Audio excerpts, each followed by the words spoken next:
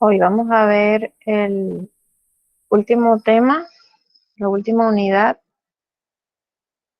líquidos y disoluciones. Los problemas de disoluciones, hoy les voy a dar la teoría. eh, Deberíamos practicarlos el viernes, pero antes del viernes voy a hacer unos videos y se los voy a publicar para que ustedes puedan resolver los ejercicios de soluciones. Yo les estoy avisando. Pero en sí, la práctica de los ejercicios los vamos a hacer el día viernes.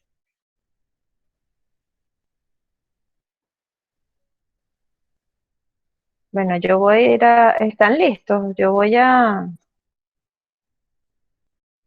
comenzar para que quede grabada la clase. Ajá, Carlos, dime. No, ok, ok, sí, estoy listo. Ok, chévere. Entonces yo voy a ir grabando para los que no han podido conectarse o si se van conectando, bueno, vaya.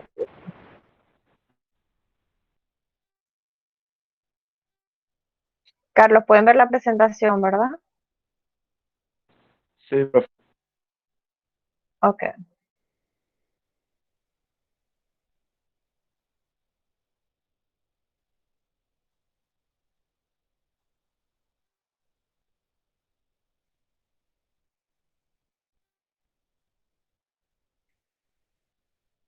Líquidos y soluciones. También se dice disoluciones. Ya vamos a ver por qué. Definición, tipos de unidades, lo que vamos a ver hoy. El objetivo general, al finalizar la unidad, el estudiante estará en capacidad de comprender, aplicar, sintetizar y evaluar los conceptos y propiedades de los líquidos y las disoluciones en la resolución de problemas. El estado líquido lo vimos en la unidad pasada porque empezamos a ver los estados de la materia, solo que nos enfocamos en el estado gaseoso. Esta vez nos vamos a enfocar en el estado líquido y vamos a tocar un poco también el estado sólido. El estado de agregación de la materia. El estado líquido es un estado de agregación de la materia cuyas partículas se deslizan entre sí, ocupando el espacio disponible. ¿Cuál es la diferencia con los gases? Que tienen una superficie de contorno. Aquí lo podemos ver en la figura. Estos son líquidos y vemos que ocupa el espacio disponible pero con una superficie de contorno. A diferencia de los gases, que si esto estuviese tapado, el gas ocupa todo el recipiente. ¿Qué propiedades tienen los líquidos? También tocamos un poco las propiedades. Tenemos la presión de vapor, la tensión superficial, la acción capilar, la viscosidad y el punto de ebullición. Aquí les puse una lámina sin los nombres para que ustedes puedan identificar cada una. Entonces, de acuerdo a lo que ya habíamos visto, que era tensión capilar, eh, tensión superficial, perdón, presión de vapor, punto de ebullición, viscosidad. Entonces, ustedes puedan decirme a cuál propiedad corresponde cada una de las figuras que vemos acá. Recordamos entonces presión de vapor, tensión superficial, acción capilar, viscosidad y punto de ebullición. Eso se los dejo a ustedes para que lo identifiquen. Curva de calentamiento-enfriamiento. Cuando vimos los cambios de fase, tocamos un poco lo que eran eh, los nombres de los cambios de fase de las transformaciones físicas de la materia. En este caso, traemos una curva que se llama calentamiento-enfriamiento, dependiendo de si enfriamos o calentamos.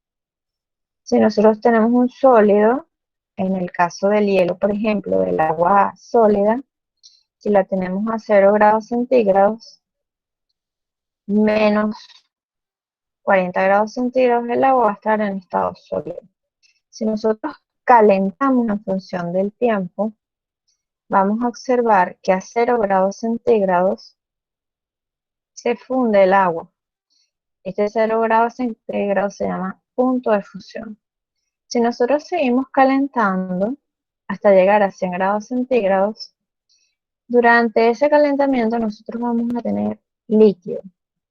En esta línea del punto de fusión, que la temperatura, el punto de fusión es la temperatura a la cual ocurre esa transformación sólido-líquido, aquí vamos a tener las dos fases.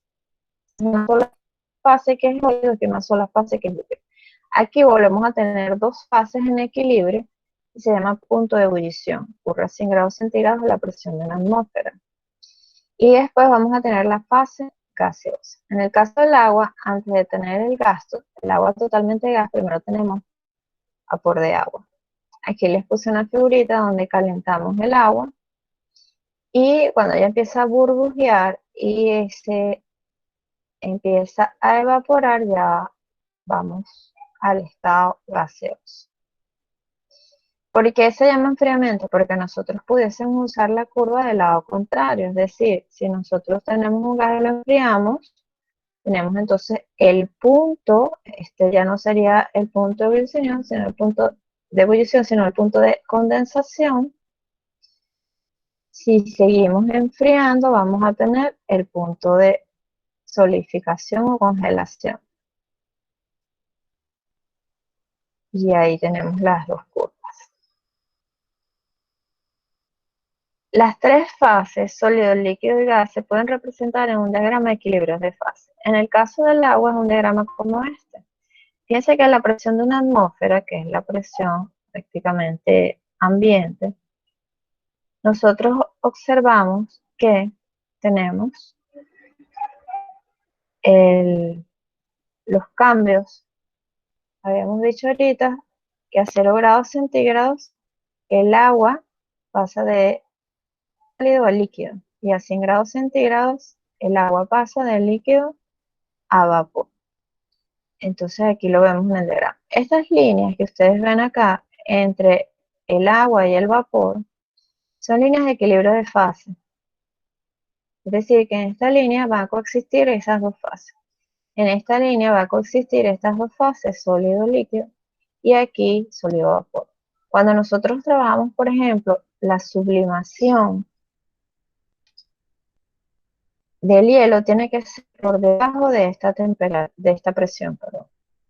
Por debajo de esta presión, nosotros vamos a poder tener el hielo de sólido a vapor.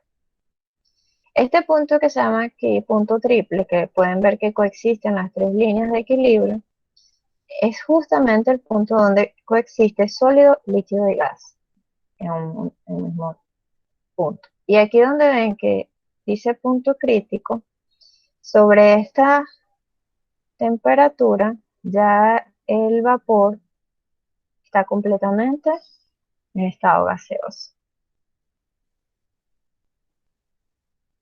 Aquí pueden observar a muy altas temperaturas.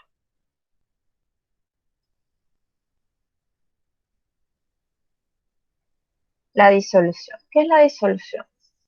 La disolución básicamente consiste en una mezcla homogénea. A mí me gusta llamarlo sistema homogéneo de dos o más componentes en cualquier estado de agregación, sólido, líquido o gas, que puede ser separado por medios físicos.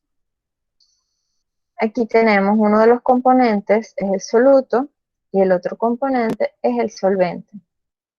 El solvente, por lo general, es el que está en mayor proporción, pero no necesariamente. El solvente disuelve al soluto. Es importante considerar que para que el soluto y el solvente formen una disolución, tienen que ser de naturaleza iónica semejante. Por ejemplo, la naturaleza semejante polar-polar, es decir, dos sustancias polares, por decir el alcohol y el agua. Polar iónico, por decir el agua, que es polar, iónico, por ejemplo, la sal, cualquier sal. Y a polar, por ejemplo, la gasolina y el aceite. o el gasoil y la gasolina. Entonces, nosotros vemos en la primera unidad las sustancias covalentes, polares, apolares, y vemos las sustancias iónicas. Entonces, la naturaleza tiene que ser semejante. Y vimos también que era posible o eran compatibles disolver un compuesto iónico en una sustancia polar, por ejemplo, como el agua. ¿Cómo vamos a definir entonces disolución?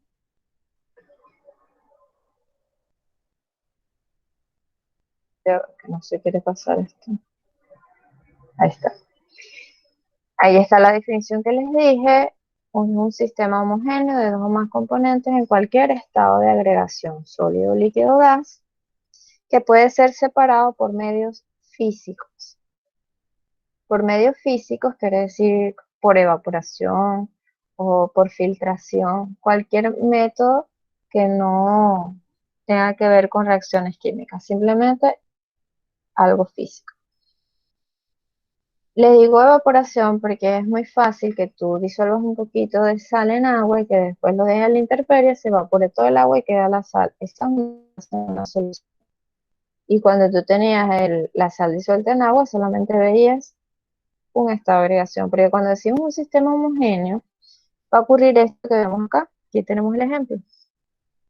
Esto es, esto es sulfato de cobre. Es un soluto. Un disolvente puede ser agua. Si nosotros agregamos este soluto, que es una sal, en este disolvente, vamos a ver un sistema homogéneo que le vamos a llamar disolución o solución, como lo quieran llamar. Esta disolución, pueden ver que es un sistema homogéneo. ¿Tiene dos componentes? Sí, tiene sólido y tiene líquido, pero el sólido ustedes no lo ven. ¿Por qué? Porque como esto es un compuesto iónico y esto es un compuesto polar, hay una interacción entre las partículas y las moléculas y van a quedar disueltas. Por eso se llama disolución. Y se van a unir para formar este sistema homogéneo. El soluto se disuelve en el solvente. El solvente o disolvente disuelve el soluto.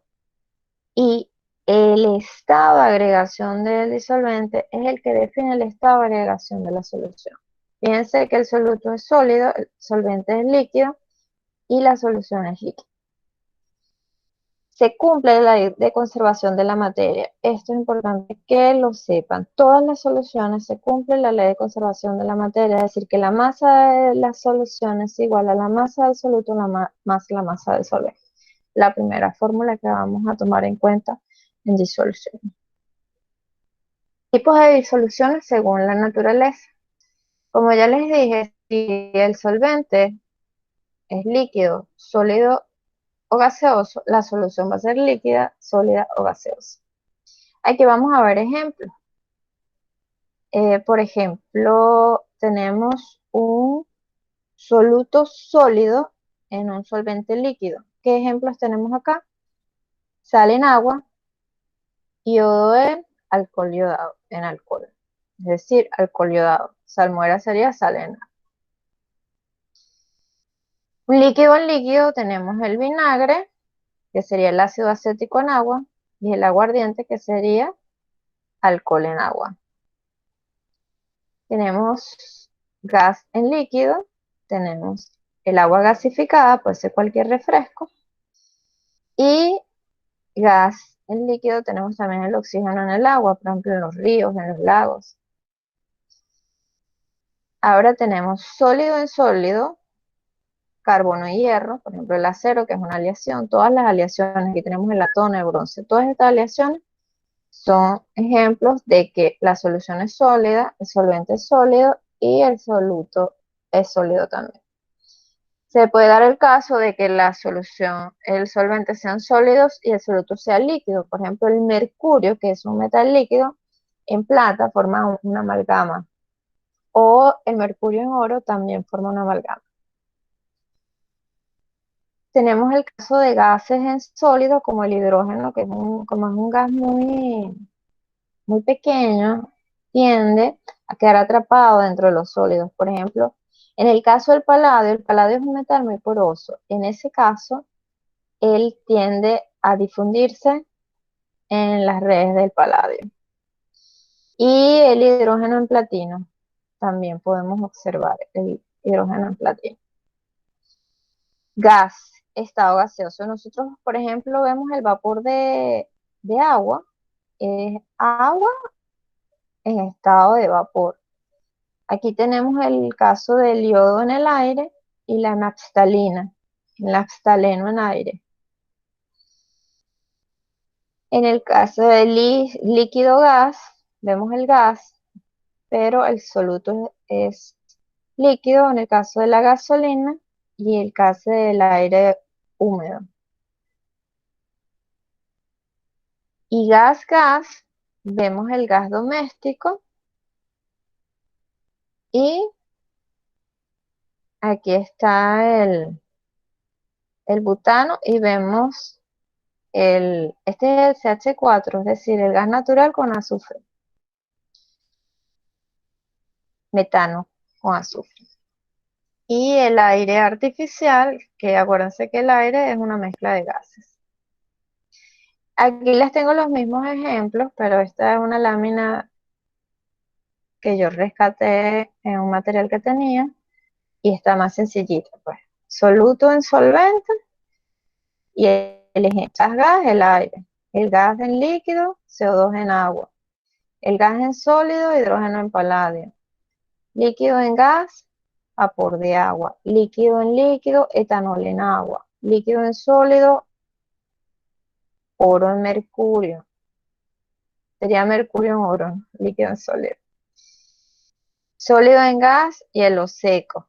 El CO2 se sublima a una atmósfera. Entonces el hielo seco es CO2 en el aire. Sólido en líquido sería cualquier sal en agua, en este caso NaCl como en el caso anterior, y sólido en sólido el carbono en hierro, que es el acero que les dije, cualquier aleación es posible. También hay tipos de soluciones de acuerdo a la concentración. ¿Qué es la concentración? El soluto, el nivel de soluto que esté disuelto va a hacer que sea más o menos concentrada la solución. Aquí tenemos agua, aquí tenemos una solución diluida, sería una solución con poco soluto. Una solución concentrada es una solución con mucho soluto.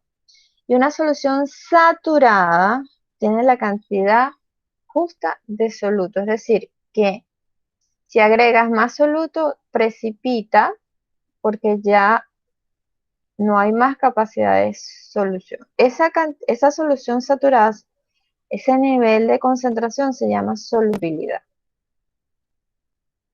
Es decir, es la máxima concentración a una determinada temperatura.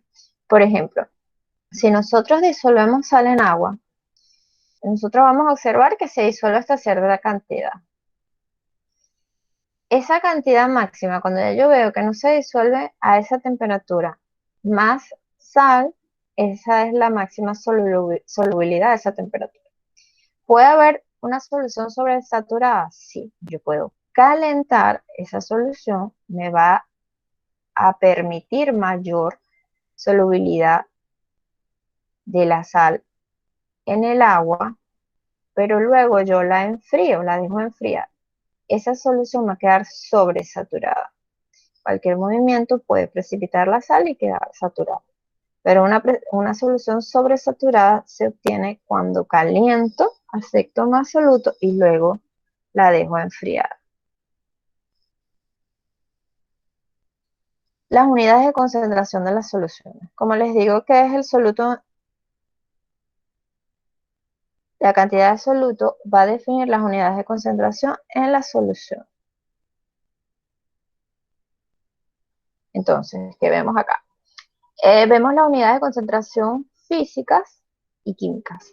Las físicas se refieren al porcentaje en masa, masa, es decir, gramos de soluto entre gramos de la solución por 100. Porcentaje de volumen sería mililitros de soluto entre mililitros de la solución por 100. Porcentaje de masa-volumen sería gramos de soluto entre mililitros de soluto por 100. Partes por millón, que por lo general si ustedes compran un Gatorade van a ver que está en partes por millón también una solución salina. Los sueros que les colocan en clínicas están en partes por millón porque son de solutos muy, muy, muy diluidas. Entonces hablamos de miligramos de soluto entre litros de solución. También puede ser miligramos de soluto entre kilogramos de solución. Por lo general, cuando tratamos como solvente el agua. Ahora, en las unidades químicas, muy, muy, muy común usar la molaridad. Se denota con la letra M mayúscula y son los moles de soluto sobre los litros de solución. La molalidad sería molalidad moles de soluto entre kilogramos de solvente. Fíjense que es la única unidad de concentración que relaciona soluto con solvente. Todas las demás es soluto, solución. Entonces aquí en la molalidad estamos relacionando con solvente. La fracción molar que lo usamos para gases en la ley de Dalton, número de moles de soluto entre números de moles de solución. Esto es para la fracción molar de soluto. Si queremos hallar la fracción molar de solvente, lo que hacemos es moles de solvente entre moles de la solución. La fracción molar de soluto es esta. Ahora, la normalidad se usa sobre todo para sales, ácidos y bases, y es equivalentes de soluto entre litros de solución. Los equivalentes de soluto para un ácido corresponden al número de hidrógenos que tiene el ácido por mol y el de la base el número de OH por mol. Es decir, dependiendo del ácido o la base, para un mol podemos hallar el número de equivalentes. Con esa relación podemos determinar los equivalentes para otras cantidades distintas estequiométricas entre litros de solución. Aquí tenemos una relación, cuando ven estas gráficas así, esto es que los consigo y se los anexo. Me llamó la atención esta porque son relaciones entre unidades de concentración. Entonces sale PP, que sería masa-masa, masa de soluto, masa de solución por 100, que ya se las di, masa de soluto entre volumen de solución. Entonces estas unidades son las mismas que le di anteriormente, pero están expresadas con otros valores. Por ejemplo, en vez de masa, la P de peso, pero realmente usamos es masa, ¿ok? Y aquí vemos, por ejemplo, la molaridad, la normalidad y la fracción molar. Están todas. Estas son las que relacionan. Fíjense que ellos hacen unas relaciones interesantes. El porcentaje de masa-volumen es igual al porcentaje masa-masa por la densidad, por ejemplo. Eso es una relación de unidades que ellos utilizan. La masa, por ejemplo, acá es porcentaje masa-masa por densidad por 10 entre la masa molar.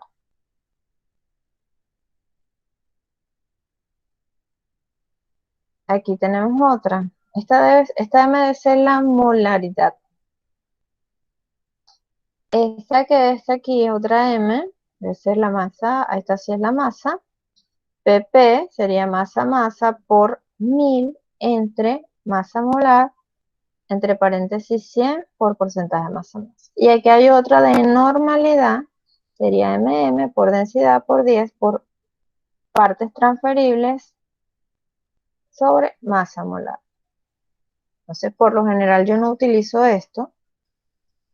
Nosotros trabajamos con factores de conversión, pero es interesante conocerlo y saber que existen pues unas relaciones de unidades de concentración.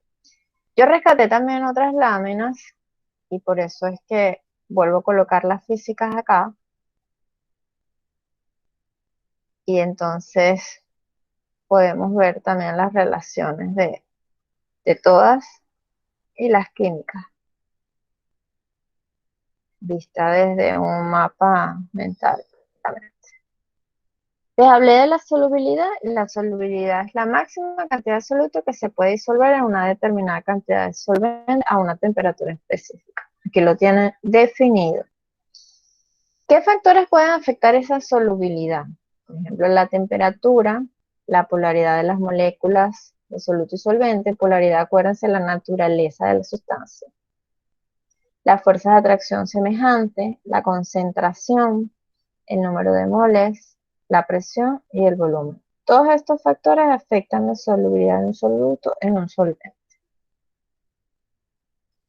Disolución de líquidos en líquidos. Cuando se dice que un líquido se disuelve en otro, se dice que es miscible.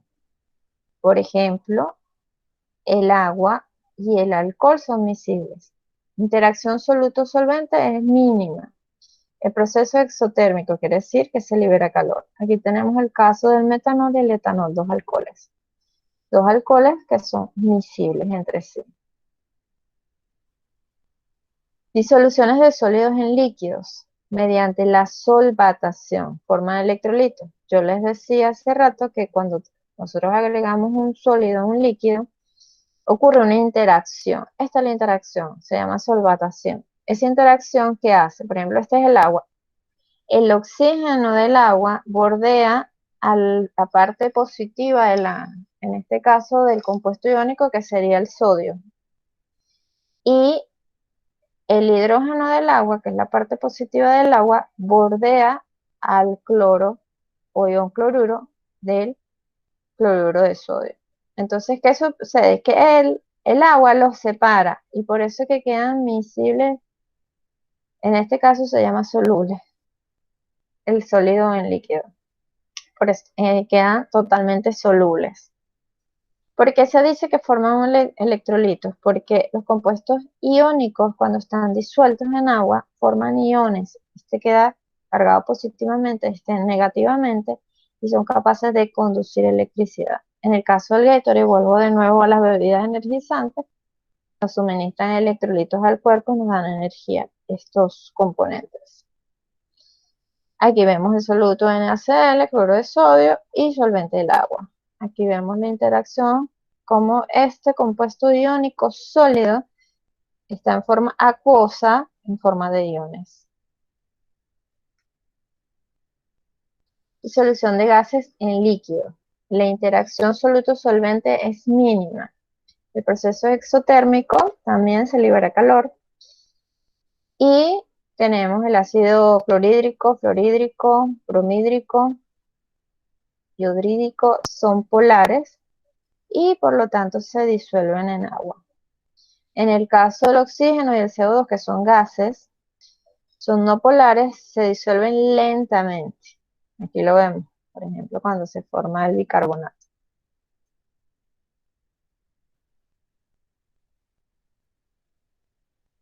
Efectos de la temperatura en la solubilidad.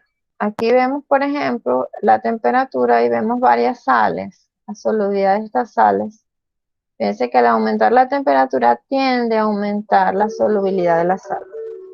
Excepto, por ejemplo, para el sulfato de cesio, vemos que aquí se mantiene y disminuye pero para el resto de las sales, por ejemplo, por lo general se aumenta con la temperatura. Y en los gases disminuye. La variación de la solubilidad de los gases en función de la temperatura. Cuando nosotros calentamos, yo le pongo el ejemplo muchísimo el refresco. ¿A quién no le gusta un refresco frío? Yo no tomo refresco, pero los recuerdo. Si tú pones a enfriar un refresco, se mantiene el gas atrapado en el agua de refresco. Pero cuando tú empiezas a calentar ese refresco, que empieza a salir ese gas, ya no sabe igual. Entonces, a medida que aumenta la temperatura, disminuye la solubilidad de los gases. Acuérdense que ellos tienden a escapar. Efecto de la presión en la solubilidad. También ocurre, vuelvo al refresco, si nosotros tenemos un refresco, tenemos el gas disuelto vuelvo al agua, y lo tenemos cerrado, sellado, ese gas se va a mantener ahí soluble. Si yo disminuyo la presión, el gas, puedes ver, si tú quieres agitas un refresco y después abre, quita la tapa y ve cómo empieza a salir el gas. Entonces, cuando le quitas la presión, el gas, eso se llama la ley de Henry, y la presión del gas es igual a una constante K por la concentración del gas en molalidad, concentración molar del gas. Entonces, molaridad sería moles de soluto entre kilogramos de solvente. Y estas son un poco las propiedades coligativas. La ley de Raoult tiene que ver con la presión de vapor y el soluto y el solvente. Esta relación a mí me gusta mucho porque si tú tienes un solvente y una solución encerradas, al poco tiempo vas a ver que el solvente ya no le va a quedar nada, se vacía y la solución va a aumentar el volumen. ¿Qué sucede aquí? Si este es el solvente, es agua, por ejemplo. El agua se evapora, ella choca con las paredes y luego se condensa, pero se condensa y va a caer en la solución. ¿Por qué? Porque la solución tiene partículas, si tiene sales mucho más, que atraen al agua y hacen que aumente el volumen de la solución. Eso también lo llamamos así, la presión de vapor del solvente es igual a la fracción molar del solvente por la presión de vapor del solvente puro. ¿Ok? Es decir, que si el solvente es agua, la presión del solvente en la solución va a ser un porcentaje de la presión del solvente puro. A eso me refiero. Si yo tengo 20% de solvente o 60% de solvente, entonces la presión de vapor de la solución va a ser el 20% de eso. ¿Ok? Propiedades coligativas, la presión ósmica. Aquí vemos un tubo que es en forma de U, sin tapa. Podemos ver que tenemos una solución diluida y una solución concentrada separadas por una membrana porosa. Al poco tiempo nosotros vamos a ver que la solución diluida a través de la membrana, el solvente pasa a la solución concentrada y se va a generar una presión que se llama presión osmótica.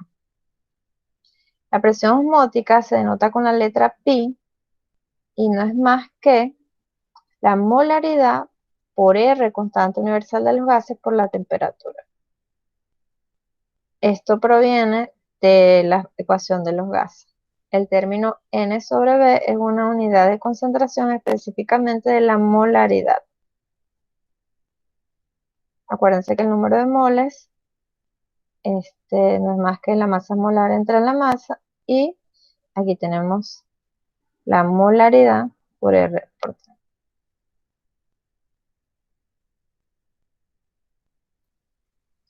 Aumento del punto de ebullición y descenso del punto de congelación. Nosotros vimos el diagrama de equilibrio de fase, es este que está aquí, línea continua, el agua.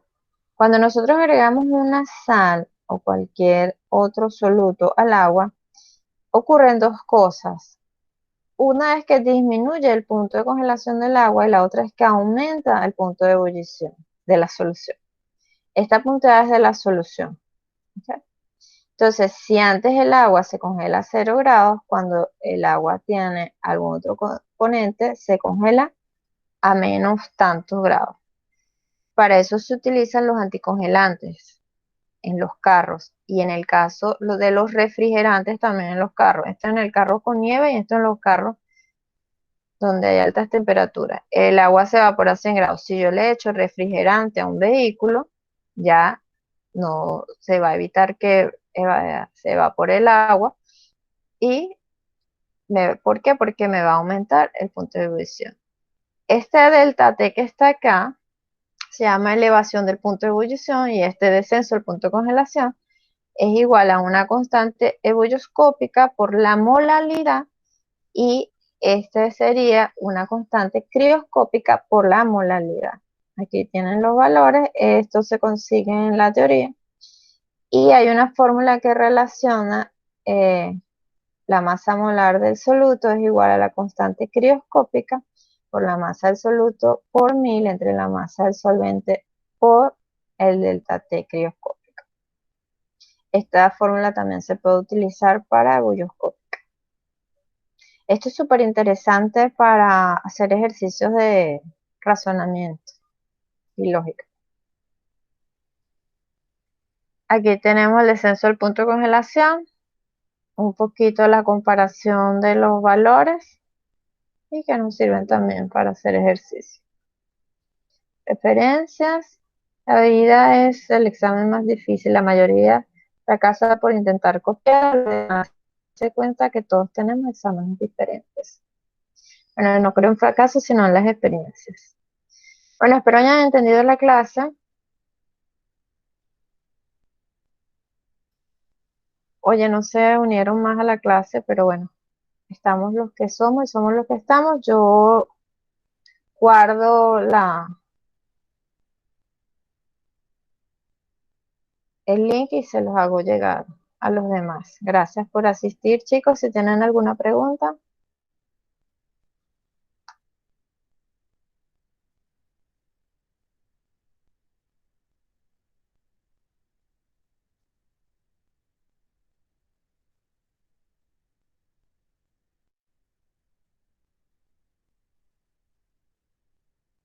¿Alguna pregunta? No, profe. Ok. Me imagino que esto se les hace más sencillo porque lo vieron en el bachillerato, ¿cierto?